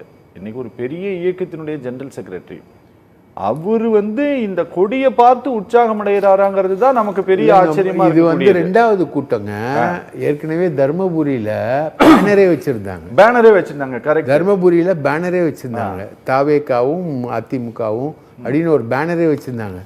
அப்போதான் எடப்பாடி கேட்டிருக்காரு, என்னப்பா யானை கொடியெல்லாம் வருது நம்ம கூட்டத்துக்குள்ள, இல்லை தலைவரே அது தொண்டர்கள் தான். நான் கூட ட்விட்டரில் அதை எடுத்து போட்டேன். கண்ணை மூடிய திமுக எதிர்ப்புன்றது விஜய் கட்சியை வந்து எங்கே கொண்டு போய் நிற்குதுன்னு பாருங்க. அவங்க கூட்டணியே அறிவிக்கல, ஆனால் வந்து தொண்டர்கள் வந்து அந்த சைடு போயிருக்காங்க அப்படின்றது. ஸோ திமுக எதிர்ப்புன்றது வந்து பெரிய ஒரு எஸ்கலேஷன், அது டுவர்ட்ஸ் அந்த சைடு கொண்டு போகும். அது வந்து பார்த்துட்டு சரி அந்த விஷயத்தை வந்து என்கரேஜ் பண்ண முடியுமா, கேபிட்டலைஸ் பண்ண முடியுமான்றதில் எடப்பாடியும் அதில் வந்து ட்ரை பண்ணலாம். இது எல்லாமே சார் எல்லாமே ஆன்வில் தான். அண்ணே ஒரு ஒரு ஒரு அதிருப்தி வந்தது. இப்போ இங்கே கூட வந்து பார்த்தீங்கன்னா இந்த இந்த கரூர் அசம்பாவிதத்திற்கு பிறகு சிலர் கட்சியிலிருந்து விலகி வந்தாங்க. அவங்கள இந்த பகுதியை சேர்ந்த முன்னாள் எம்எல்ஏக்களெல்லாம் கூட கட்சிக்குள்ளே சேர்த்துக்கிற நிகழ்வுகளை நாங்கள் பார்க்குறோம். ஆனால் ஒரு பார்ட்டியினுடைய ஹை கமாண்டே வந்து அதை பார்த்து அப்படியே குதூகலம் அடைகிறத நாங்கள் பார்க்கல. அதனால நான் கேட்கிறேன். கண்டிப்பாக அது அவரோட ஒரு அப்சர்வேஷன் தான். திமுக எதிர்ப்பு என்பது மிக மோசமா இருக்கு அப்படின்றதுக்கான ஒரு அப்சர்வேஷன் தான். அதுக்கு ஆல்டர்னேட்டிவ் வந்து வேற யாரும் இல்ல. திமுக எதிர்ப்புக்கான ஆல்டர்னேட்டிவ் வந்து விஜய் நசுக்கப்பட்டோன்னா திமுக எதிர்ப்புக்கான ஆல்டர்னேட்டிவ் அதிமுக தான்றதை அவர் எஸ்டாப்ளிஷ் பண்ண ட்ரை பண்றாரு. ஓகே, இது நாங்க தான் ஒரே ஒரு அவுட் சோர்சிங்கு, நாங்க தான் எங்க வழியா தான் நீங்க வரணும் அப்படின்றத அவர் எஸ்டாப்ளிஷ் பண்ண ட்ரை பண்ணுறாரு. ஆனால் உண்மை அதுவல்ல. அந்த கட்சி இன்னும் தாவேகா முடிவெடுக்கவில்லை. அவர்கள் பாதையில் தான் சென்று கொண்டிருக்கிறார்கள். அவர்கள் பாஜக இவ்வளவு செய்திருக்கிறது என்று பாஜக பாணிக்கும் செல்லவில்லை, அதிமுக பாணிக்கும் அவர்கள் செல்லவில்லை. அவர்களாகத்தான் இருக்கிறார்கள். இவங்க வந்து அதை கிளைம் பண்ணுறாங்க. இது தவறான கிளைமு, ஒரு தவறான விஷயம். ஆனால் ட்ரை பண்ணுறாங்களா இவங்க கிளைம் பண்ணுறாங்க, கிளைம் பண்ண ட்ரைலாம் பண்ணல, கிளைம் பண்ணுறாங்க. எடப்பாடி கிளைம் பண்ணுறாரு. ஆனால் அது வந்து ஒரு ஃப்ரூட்ஃபுல்லான விஷயமா இல்லை, அதுக்கான கலை யதார்த்தம் என்பது அங்கே இல்லை. அப்படி ஒரு கலை யதார்த்தம் வரும்னா அதை வந்து விஜய் சொல்வார். எடப்பாடியும் விஜயும் கம்பைன் ஆகுறாங்கன்னா எவ்வளோ கொஸ்டின்ஸ் அட்ரஸ் பண்ண வேண்டியிருக்கு. யார் முதல்வர், எடப்பாடி முதல்வர்னு விஜய் ஏற்றுப்பாரா? அதுக்கான கொஸ்டின் இருக்கு இல்லையா? அது ஒரு கொஸ்டின், பெரிய கொஸ்டின். பாஜகனா பாஜக கொள்கை எதிரின்னு சொல்லிட்டு பெரியாரின் சிஷியன்னு சொல்லிக்கிட்டு இருந்தீங்களே, இப்போ நீங்கள் எப்படி பாஜகவை நீங்கள் எக்ஸெப்ட் பண்ணுவீங்க? அந்த கொஸ்டினுக்கு என்ன ஆன்சரு? ரைட்டா? இந்த நான் இப்போ பிரதம மந்திரி இங்கே வராருன்னு வச்சுக்கோங்களேன். பிரதம மந்திரி மீட்டிங்கில் பேசிகிட்டு இருக்கும்போது அதிமுகவோட கொடியே பறக்கட்டும், அதிமுகவோட கொடியை காட்டி பாருங்க ராகுல் அவர்களே கொடி பறக்குது பாருங்கன்னு சொன்னாருன்னா அது எவ்வளவு முக்கியத்துவம் வாய்ந்ததோ அந்த அளவிற்கு திரு எடப்பாடி பழனிசாமி சொன்னது முக்கியத்துவம் வாய்ந்ததான்னு கேட்குறேன். கண்டிப்பா எடப்பாடி பழனிசாமி சொன்னது முக்கியத்துவம் வாய்ந்தது. இதுக்கு முன்னாடி ஒரு சம்பவம் சொல்றேன். Ambulance issue. ஆம்புலன்ஸ் வந்து கரூரில் கூட ஆம்புலன்ஸ் அடித்ததா இன்னைக்கு சேலம் கிழக்கு மாவட்ட செயலாளர் வெங்கடேசன்றவரை கைது பண்ணியிருக்காங்க. ஆம்புலன்ஸ் இஷ்யூ வந்து இயற்கையாக வரக்கூடிய ஒரு இஷ்யூ, எல்லா கூட்டத்திலையும் வரக்கூடிய இஷ்யூ. அந்த இஷ்யூவை வந்து பெரிய அளவுக்கு எடப்பாடி பழனிசாமி சொன்னார். அதில் உண்மை இருக்கா இல்லையான்றது செகண்டரி கொஸ்டின் வச்சுக்கோங்களேன். அந்த ஆம்புலன்ஸ் இஷ்யூ எல்லா இடத்துலையும் வரும்போது விஜய் கூட கேட்குறாரு, என்னப்பா நம்ம கட்சி கொடி போட்டு ஆம்புலன்ஸ் வருது, உண்மையிலே அது தாவேகா கொடி போட்ட ஆம்புலன்ஸாக அங்கே இஷ்யூ வந்து நடந்துக்கிட்டு இருக்கு, மரணம் நடந்துக்கிட்டு இருக்கு, அது ரெஸ்கியூக்காக தான் அது வருது. ரைட்டுங்களா? ஸோ அந்த மாதிரி ஒரு இஷ்யூ வந்து சில டைம் வந்து சில தலைவர்கள் தங்களையும் அறியாமல் சில விஷயங்களை ஹைலைட் பண்ணுவாங்க. இதில் இங்கே எடப்பாடி பழனிசாமி ஹைலைட் பண்ணுறது திமுக எதிர்ப்பு என்பது மேலோங்கி இருக்குது. அதற்கு ஒரே வடிகால் அதிமுக தான். அதை நோக்கி தாவேகா தொண்டர்கள் வருகிறார்கள். அதுதான் அவர் ஹைலைட் பண்றார். ஓகே, என்ன சசி, நாங்க ஏதாவது ஒரு சின்ன விஷயத்தை பூதாகரப்படுத்துறோமா? நாங்க ஆமாம், இப்போ நீங்கள் கேட்கும் போதே கூட என்ன கேட்டீங்க, இது வந்து அவர் அப்படி தான் கொண்டு போகிறாரோ எடப்பாடியார் அப்படின்னு நீங்கள் கேட்டீங்க. ஆனால் நீங்களே கூட வந்து இந்த கரூர் சம்பவத்தில் திமுகவின் சதி இருக்குமோ அப்படின்ற கேள்வியை கடந்த வாரத்தில் எழுப்பினீங்களா? ஒன்றாவது அந்த சந்தேகம் ரெண்டு பக்கம் அன்பயஸ்டா வரணும்ல, பயஸ்டா இருக்கக்கூடாதுல்ல. இதில் உள்குத்து ஏதாவது இருக்குமோ, திமுக இதில் சம்பந்தப்பட்டிருக்குமோ அப்படின்ற, ஏன்னா அதுக்கான முகாந்திரங்கள் இருக்கின்றன. இது அந்த டிபேட் கிடையாது. இருந்தாலும் அந்த கேள்வி எழுப்ப மாட்டீங்க. ஆனால் இப்போ மட்டும் நீங்கள் என்ன சொல்றீங்க, இது அப்படியாக இருக்குமோ இப்படியாக இருக்குமோன்றது தான் நான் நரேட்டிவ்னு சொல்றேன். நான் அதை தான் இப்போ இவங்க சொன்னாங்க, இவர் அப்படி பண்ணல கேட்குறாரு, அதில் என்ன தப்புன்னு கேட்குறேன் நான். ஆமாம், இப்போ அதே இடத்துல ஒரு நாள் முன்னாடி எங்களுடைய கூட்டம் நடைபெறுகிறது. கரூர்லேயே அதே இடத்துல வந்து பிரச்சாரம் பண்றாரு, அதே வேலுசாமிபுரத்தில் பண்றாரு. எப்படி ஆர்கனைஸ்டா இருந்தது? நாட் ஓன்லி இன் கரூர், 150 தொகுதி முடிச்சிட்டாரு ஏற்கனவே. எப்படி இருக்கிறது? அப்ப இதை திமுகவை வந்து திமுகவின் சதிகளை முறியடிக்கக்கூடிய இடத்திலும் நீங்க பெர்மிஷனே தரலனா கூட மிகவும் கட்டுக்கோப்பாக ஒரு விஷயத்தை கொண்டு போய் கரை சேர்க்கக்கூடிய தகுதி யாருக்கு இருக்கிறது? அப்ப தலைமை தாங்கக்கூடிய தகுதி யாருக்கு இருக்கிறது? இதற்கு முன்னாடி ஆட்சியில் இருந்தவர்கள் 10 ஆண்டு காலம், இவங்களால் ஒரு 2-5 ஆண்டு காலம் அதிமுகவினுடைய தலைமைகள் மாறும்போது வேணா நீங்கள் ஆட்சிக்கு வந்திருப்பீங்க. நீங்க சொல்ற 2006 நீங்க மைனாரிட்டியில் தான் வந்தீங்க, அதுக்கு முன்னாடி எப்படி வந்தீங்கன்றதெல்லாம் வரலாறு. இவ்வளவு பேசுறாங்கல்ல, இன்னைக்கு அவர் என்ன சொல்லிட்டாரு? இவ்வளவு கட்சி கொடிகள் வந்திருக்கின்றன, வலுவான கூட்டணி அமையும் பாருங்க, தன்னெழுச்சியா வந்திருக்காங்க அப்படின்ற ஒரு வார்த்தை, வேற எதுவும் இல்லை. இதுல எந்த தப்பும் கிடையாது. இன்னைக்கு நீங்க நாமக்கல்ல பாருங்க, ஆயிரக்கணக்கான கொடிகளோடு வந்திருக்காங்க. பேனர்ன்றதை தாண்டி, தர்மபுரி தாண்டி, குமாரபாளையம் தாண்டி, இன்னைக்கு நீங்க லைவ் எடுத்து பாருங்க, ஒரு சைட்ல கூட போடுங்க. நீங்க ஆயிரக்கணக்கான கொடிகளை இன்னைக்கு அவ்வளவு பேர் தாவேகா கொடிகளோட வந்திருக்காங்க. அவர் வர்ற வழியெல்லாம் கொடிகளை தாவேகாவினர் அசைச்சிருக்காங்க இன்னைக்கு. அப்படி இருக்கும்போது நீங்க உங்க காலத்துல மறைந்த இது பழசு, நேத்து கிளிப்பிங் இது, இன்னைக்கு இது போட சொல்லுங்க. நீங்க வர வழியெல்லாம் அசைச்சிருக்காங்க. அப்படி இருக்கும்போது நீங்க எங்களுடைய தலைவர், மறைந்த புரட்சி தலைவர் அமெரிக்கால இருக்கும்போது, அதுக்கு முன்னாடி அவர் மலையாளத்தான்னு நீங்க ஒரு கதையை கிளப்பி விட்டீங்க. அவர் இறந்து விட்டார், அதுக்கப்புறம் வந்த தேர்தல் அவர் அமெரிக்கால இருக்கும்போது இறந்து விட்டார், உயிரோடு இல்லை, சும்மா அவங்க ஒரு பொம்மையை காட்டி இங்க ஓட்டு கேட்டுக்கிட்டு இருக்காங்க அப்படின்னு சொன்னீங்க. அதுக்கப்புறம் நீங்க என்ன பேசுனீங்க? அவர் வர்ற வரைக்கும் என்கிட்ட ஆட்சியை கொடுங்க, வந்த உடனே நான் உங்ககிட்ட கொடுத்துறேன். இப்படியெல்லாம் வாக்கு பிச்சை எடுத்த நீங்கள் இதை பற்றி பேசலாமா? எங்கள் கூட்டணியை பற்றியும் அவர் சொன்னதுல என்ன தப்பு இருக்கு? அவர் என்ன, எனக்கு வாக்கு போட்டுருங்க, தாவேக்காரங்களே எங்களுக்கு ஓட்டு போட்டுருங்க, நாங்க மட்டும் தான் அதை வந்து சரியா பண்ண முடியும், அதிமுக வந்து சேர்ந்துருங்க நான் கூப்பிட்டாரு. தேர்தல் நேரம் வரப்போகிறது, தேர்தல் மாதங்கள் வரப்போகின்ற மாதங்கள், பாருங்கள் எழுச்சின்னு சொல்றதுல என்ன தப்பு? இதுல என்ன அன்பார்லிமெண்ட்ரி, இதுல என்ன அப்நார்மல் கண்டுபிடிச்சிட்டீங்க? இன்னும் பின அரசியல் செய்கிறார்கள். எப்படி இதெல்லாம் பேசுவதற்கு உங்களுக்கு வெக்கமே கிடையாது? திமுக நான் கேட்கிறேன், பின அரசியல் இருங்க. அன்னைக்கு ஜெயராஜ் பெனிக்ஸ் அன்னைக்கு செத்திருந்த இ பாஸ் கூட இல்லாம ஓடி போய் பின் அரசியல் பண்ணது யாரு? அனிதா மரணத்துல பின் அரசியல் பண்ணது யாரு? இன்னைக்கு 25 கஸ்டோடியல் டெத் நடந்திருக்கு. 24வது டெத்ல தான் இவர் வந்து சாரிமான்ற ஒரு வார்த்தையை சொல்லியிருக்கீங்க. இன்னைக்கு அப்புறம் 24 குழந்தைகள் இன்னைக்கு செத்துருக்காங்க நீட்ல.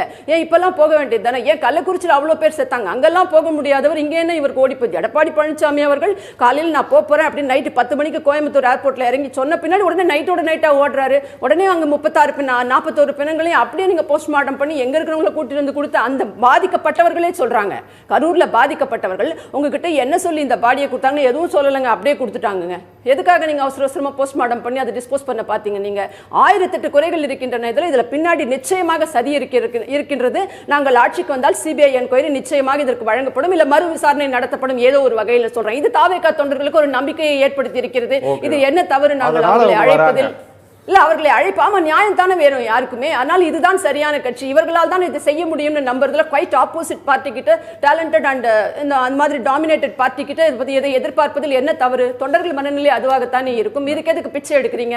நீங்க கூட்டணிக்காக பேசுறீங்க, அவர் இப்படி இறங்கி போகிறதெல்லாம் அவசியம் இல்லை. நீங்க இறங்காத இறக்குமான்னு நான் கேட்கிறேன். நான் நீங்க அன்னைக்கு பண்டாரம் கட்சி பரதேசி கட்சின்லாம் சொல்லிவிட்டு அதே எழுதுறாரு 1998 எழுதுறாரு, இல்ல இது மதச்சார்பற்ற இயக்கம் கிடையாது, மதச்சார்பு இயக்கம் கிடையாது பாஜக, இதுவும் ஒரு மதச்சார்பற்ற இயக்கம் தான், உடன்பிறப்புகள் வீடு வீடா போய் சொல்லுங்கன்னு சொல்லி இப்படி மாத்தி முரசொலி மாறின 1.5 வருஷமா வந்து அமைச்சராகவே இல்லாம ஹாஸ்பிட்டல்லே உட்கார வச்சு பதவி சுகத்தை அனுபவித்தவர்கள் நீங்கள். மாநில சுயாட்சி பத்தி இன்னைக்கு வாய்க்கிழியே பேசுறீங்களே. மத்திய அரசுல 16 ஆண்டுகளுக்கு மேலாக வெக்கமற்ற கூட்டணியில் இருந்தவர்கள் நீங்கள். என்ன மாநில நீங்க கல்வி உரிமையை விட்டு கொடுத்தீங்க, நீட் உரிமையை விட்டு கொடுத்தீங்க, காவிரி உரிமையை விட்டு கொடுத்தீங்க, முல்லை பெரியார் உரிமையை விட்டு கொடுத்தீங்க, எல்லா உரிமையும் விட்டு கொடுத்தீங்க. ஒன்னு சொல்ல முடியுமா? மாநில சுயாட்சியை நாங்கள் எதிர்த்தோ ஆதரித்தோ மத்திய அரசுல இருந்து கொண்டு வந்தோம்னு கூட்டணியை பத்தி அதிமுக பற்றி பேசுவதற்கு என்ன வக்கு இருக்கிறது உங்களுக்குன்னு கேக்குறேன். நீங்க அவங்க பேசி முடிச்சிட்டீங்க, அவர் பேசும்போது குறுக்கிடவே இல்ல. தேவையற்ற வார்த்தைகள் வந்தா குறுக்கிடவே இல்ல.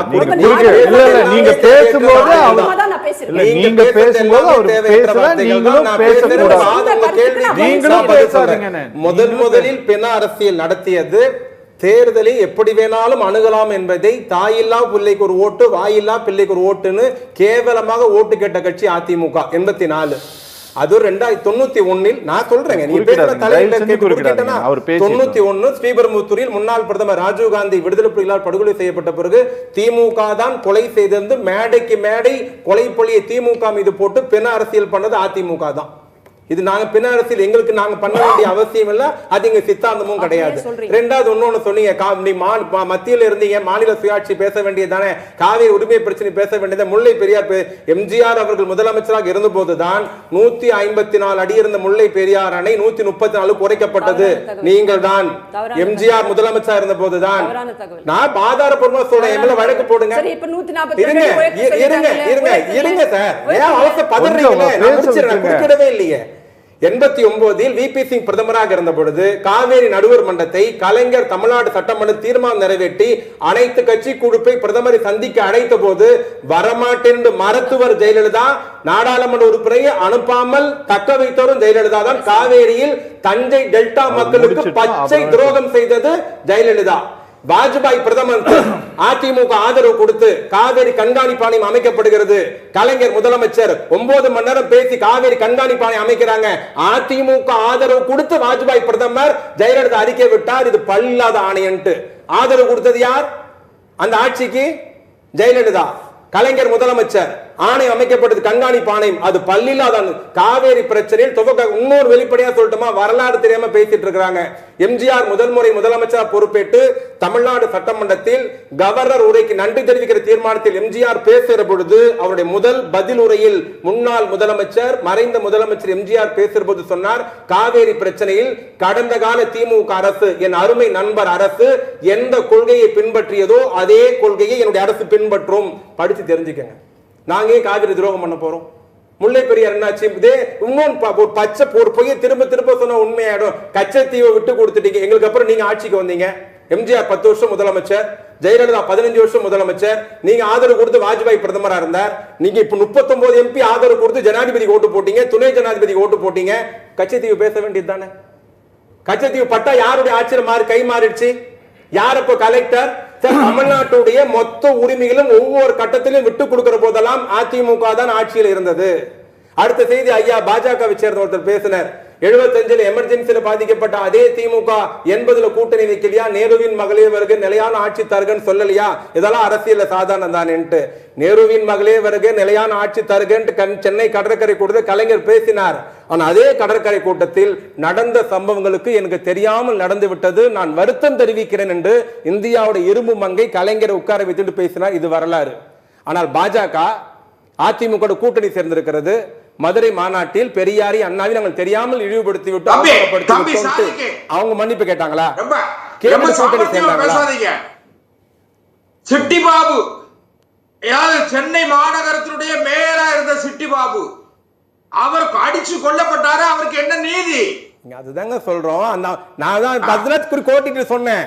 75 நடந்த சம்பவத்துக்கு 80 கூட்டணி சேர்ந்து சென்னை கடற்கரை கூட்டத்தில் முன்னாள் பிரதமர் இது என்னுடைய கவனத்துக்கு வராமல் நடைபெற்ற தவறு, நான் வருத்தம் தெரிவிக்கிறேன்.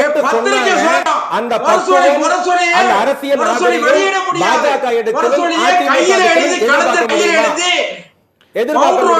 சார், இந்த கடந்த கால கதைகளை தாண்டி இதெல்லாம் இன்னைக்கு நடந்த இந்த ஒரு சம்பவத்தை வச்சு ஒரு இளம் தலைமுறையினுடைய வாக்குகளை நாங்க வந்தா இதை செய்வோம் அப்படிங்கிற நம்பிக்கையை நாங்க கொடுக்கிறோம். அந்த நம்பிக்கை அடைந்தவர்கள், நம்பிக்கை இருப்பவர்கள் எங்களுக்கு பின்னால் எங்களுடைய தலைவர் போற இடத்துக்கு கொடியை தூக்கிட்டு வராங்கன்னு சொல்றாங்கல்ல. இவங்க நேதாஜா 2-3 கொடி இருந்தது, இன்னைக்கு பாருங்க நூற்றுக்கணக்கான கொடி இருந்ததுன்னு சொல்லிட்டு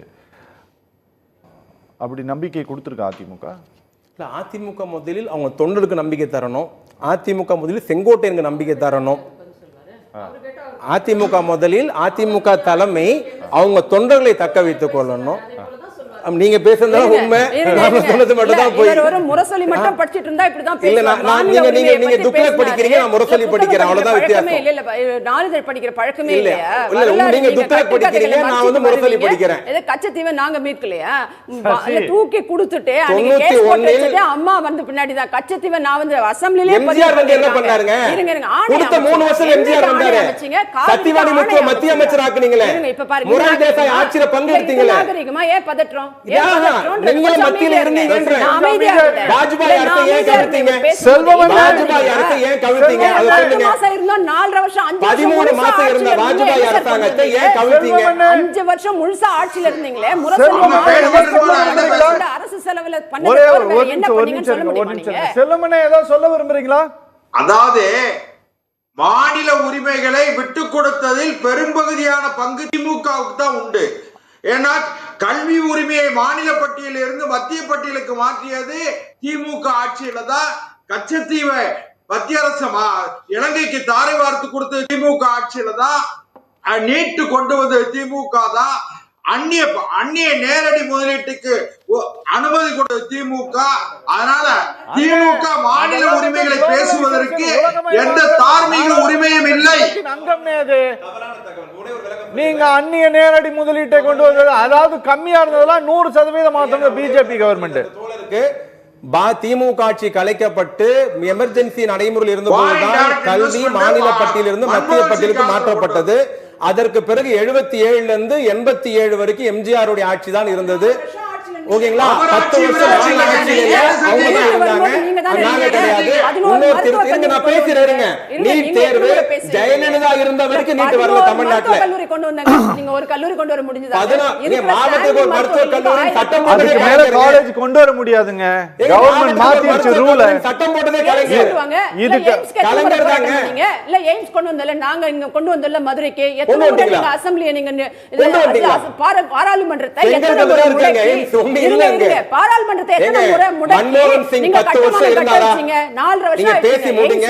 உங்க கேள்வி நான் பதில் சொல்றேன். ஐயா 2 நிமிஷம்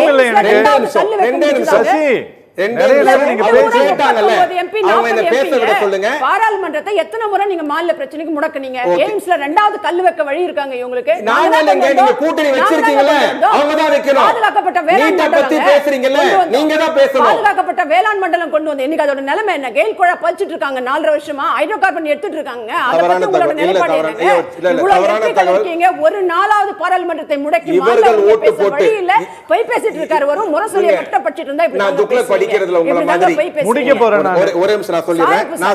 10 வருஷம் மன்மோகன் சிங் பிரதமராக இருந்த பொழுது திருச்சியில மத்திய பல்கலைக்கழகம், திருவாரூர்ல மத்திய பல்கலைக்கழகம், 2G ல நீங்க சென்னையில கொள்ளையடிச்சது நீங்க செய்த சாதனை. நீதிமன்றம் கத்தூரி இருக்கு. 10 வருஷம் மன்மோகன் ஜெயலலிதா சிங் மாதிரி தண்டனை இருக்கும்போது வாங்கல, ஆமா. ஜெயிலுக்கு போல, ஊதுவத்தி உருட்டல, 2014 முதலமைச்சர் பதவி இழக்கல, முதலமைச்சர் பதவி இழக்கல, சிறைக்கு சென்ற பின்னாடி ஜெயிச்சோங்க. மக்கள் யாரை நம்பினாங்க? உங்களே நம்பினாங்க. எங்க ஜெயிச்சீங்க? ஜெயில்ல இருந்தீங்க. பிரச்சாரம் பண்ணீங்க. ஜெயில்ல இருந்தீங்க. 2016 எப்படி ஜெயிச்சோம்? ஜெயில்ல 2016 இருந்தீங்க. ஜெயில்ல வந்து அத்தனை சீட்டும் ஜெயிச்சோம். 2014 அப்புறம் ஜெயிலுக்கு போனீங்க. பொய் வழக்குன்னு நீதிமன்றத்தால் தண்டிக்கப்பட்ட ஒரு கட்சியின் தலைவர் ஜெயலலிதா 14ல ஜெயிலுக்கு போனாங்க. நீதிமன்றத்தால் அதுக்கப்புறம் அவங்க சொல்றது கரெக்ட் தான், ஜெயிச்சாங்க. தண்டிக்கப்பட்ட ஜெயலலிதா உச்ச நீதிமன்றம் உறுதிப்படுத்திச்சு. சரி, உச்ச நீதிமன்றம் உறுதிப்படுத்திச்சு இங்க குற்றவாளின்ட்டு. குற்றவாளின்னு நீதிமன்றம் உறுதிப்படுத்தியது. சார் ரொம்ப நன்றி. அப்ப உச்ச நீதிமன்றம் கேட்கணும். ரொம்ப உச்ச நீதிமன்றம் கேட்கணும். பெங்களூர் தனி நீதிமன்றம் தண்டிச்சுதா இல்லையா? தண்டிச்சுதா இல்லையா? முறைகேடு பண்ணீங்களா இல்லையா? கலட்டி ஊழல் வழக்குல 1 வருஷம் தண்டனை தரலையா உங்களுக்கு? சரி, நன்றிங்க, நன்றி, ரொம்ப நன்றி. நேயர்கள் மற்றும் நிர்வாகம் சார்பா நிகழ்ச்சியில் பங்கேற்று பேசிய 4 பேருக்குமே ரொம்ப நன்றிங்க. நாங்க ஒவ்வொரு அசைவுகளையும் பேசணும் அப்படிங்கிறதுக்காக தான் இன்னைக்கு இதை தலைப்பாக எடுத்தோம். நேரம் ஒதுக்கி பங்கேற்ற அனைவருக்கும் நன்றி. நிகழ்ச்சி நிறைவு பெறுகிறது. மீண்டும் மற்றொரு நிகழ்ச்சியில் சந்திக்கலாம். நன்றி.